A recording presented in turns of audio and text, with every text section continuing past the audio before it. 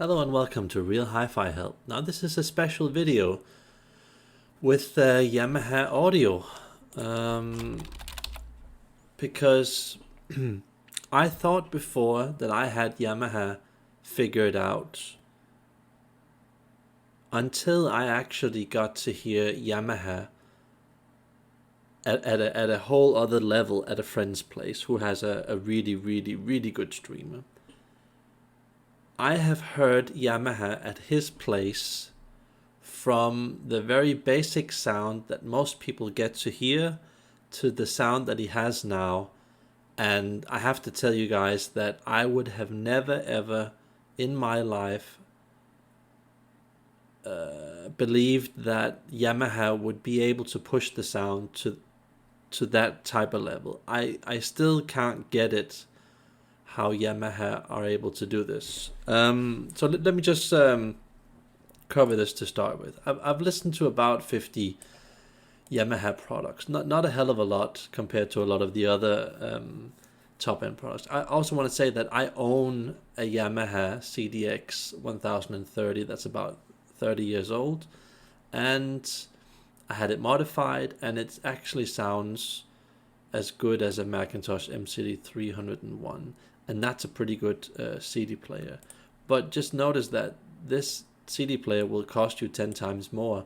So I was lucky. I had a friend, he modified it for me. He did a perfect job. That guy is just brilliant. He did a perfect job. And he replaced like a lot of parts. He even changed cables and plugs and all kinds of things. Just an amazing, talented guy, and one of my one of my few friends that I have. And so I'm still happy about that CD player. I've had that CD player for about 10 years, and it's about 30 years old now. I think it's from 1991, and that CD player can still outperform most CD players nowadays up to about 10,000 US dollars. And I'm not gonna sell that CD player. I'm really happy about what he did with that CD player, so I'm kind of smirking a bit because he did a very good job. He did a very good job. Yamaha have really surprised me because usually it is a lower budget to mid sounding brand, and it is a basic sound in general, with a tiny bit more to offer than normal. But here's the twist. I feel that when we're dealing with Yamaha audio, that it's almost as if there are two different companies within Yamaha. One is the company that just delivers the regular sound that you probably know, with the cheap receivers and the cheap stereo equipment. And and then you get all these negative points here, like loose timing, plastic light, no clear direction, no clear signature. Just just like normal. Just get that normal sound, and then you have this other Yamaha gear where you have some pretty decent gear, usually from going from the top receiver amplifiers that they make, and then to the mid to top models that they have in the audiophile range. And then we also have the very best studio gear, like down here, like this here, the 5000 series. And then we're actually talking about pretty decent build quality. Then we're into like a Pass Labs kind of thing, Then we're into Macintosh territory and Mark Levinson, When we're dealing with that gear, then we're into that. But in order for it to take off into that high level, you cannot just use standard Yamaha gear and put it up in a standard way. You need a pretty good source, and you just need a good room and some good speakers, and it's all about the management of the gear. So when you've got those extreme conditions, then wow, then Yamaha really takes off and just disappears. Just doesn't really have a sound signature, I would say, when you have it under these extreme conditions that I've heard it in. And I would say that generally, when you're dealing with Yamaha, we've got like a good alternative to Hotel, Roxanne, Hegel, NAD, and YBA, and those are like pretty decent brands for normal people who want a lot of value. And I have to mention this, that I think that about 1% of their top gear can sound really amazing under these conditions like I just mentioned. But again, then we're talking about the newest and most expensive models, and it's most likely the ones made specifically for studio. And some of maybe one or two from the audiophile stereo category, maybe one or two of those things. But then also just consider this. Then we're also talking about stereo receivers. I wouldn't say stereo, surround receivers that are in the $10,000 to $20,000 range. So it doesn't come very cheaply. And yes, it is some of the very best sound I have ever heard in my life. Yamaha Top Gear with monitor, audio, speaker, everything in the system just maxed out. Really good conditions. My God, was it just off the charts. One of the best systems I've ever heard in my life. Without a doubt, top 10 systems, without a doubt. The very best, I'm still on the fence with that, but it was just amazing, simply amazing.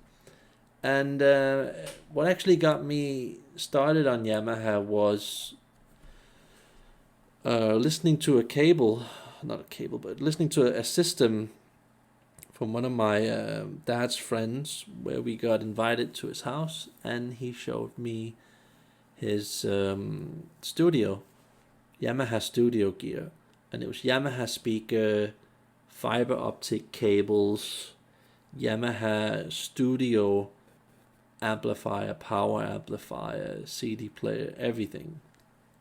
Like the most expensive Yamaha you could ever buy. And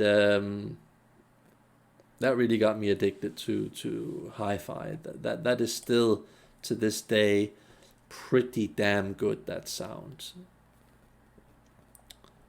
And I believe that there are 3 levels of audio sound in Yamaha, where most people only hear level 1 with the normal lower level stereo audiophile equipment and the receivers that they have and CD players.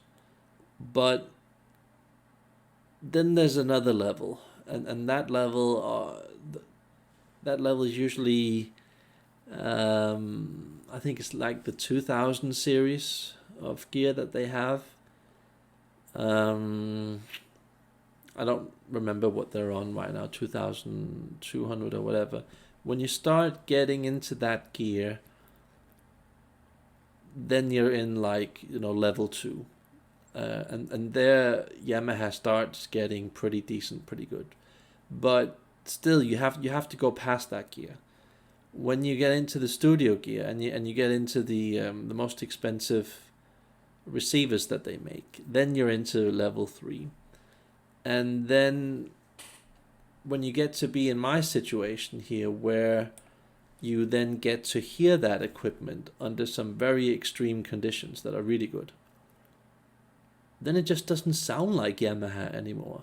Seriously, it doesn't sound like Yamaha anymore. That typical Yamaha sound disappears. The equipment disappears. It just becomes deep, musical, everything, I would say some of the very best tube gear I've heard, and some of the worst Negra Spectral systems, Griffin and D'Agostino systems have actually gotten beaten by this top Yamaha system that I'm referring to. That's how good it really was and still is, and so it is possible. It is possible, but forget doing that with regular Yamaha gear, using regular cables and regular ways of pulling out that sound. Forget it. You're never gonna get into that zone. You only get into that zone when you, in fact, that you're cheating, that you have the best streamer in the world that my friend has, and then you get to kind of propel Yamaha into this Past Labs, Aquaphase, Mark Levinson, there's a Macintosh zone where that gear feels like it's on steroids and it's running as good as is possible. That kind of sound, that's what I'm talking about. And even regular audio notes gear set up poorly at a hi-fi show or a store doesn't have a chance against this type of Yamaha sound. I'm guessing only about 10 people in the world have heard this level of Yamaha sound that I've heard. But I'm here to kind of tell you about the regular side of Yamaha, and this is it. If you ever get an opportunity to get the best Yamaha gear and you have some really good conditions for it, this is what you can expect, and good luck with that. Just really, really awesome brand in disguise, actually. I still can't really figure it out why it sounds that good, because when I look in my friend's Yamaha receiver, looking at the components inside, it's like shit. It's pretty basic, and it could easily be a top rare Denon amplifier or Techniques rare model that is very expensive. It could easily be that. I do not get how it's able to sound so good without having proper transistors, caps, terminals, cables, stuff like that. It just sounds unrealistically good, almost as if maybe his system is just controlling the amplifier instead of the amplifier controlling the system. I don't know. But that's my impression of Yamaha, and I hope this helps you guys. Have a nice day, and leave a like if that's possible and a comment. Have a nice day. Bye.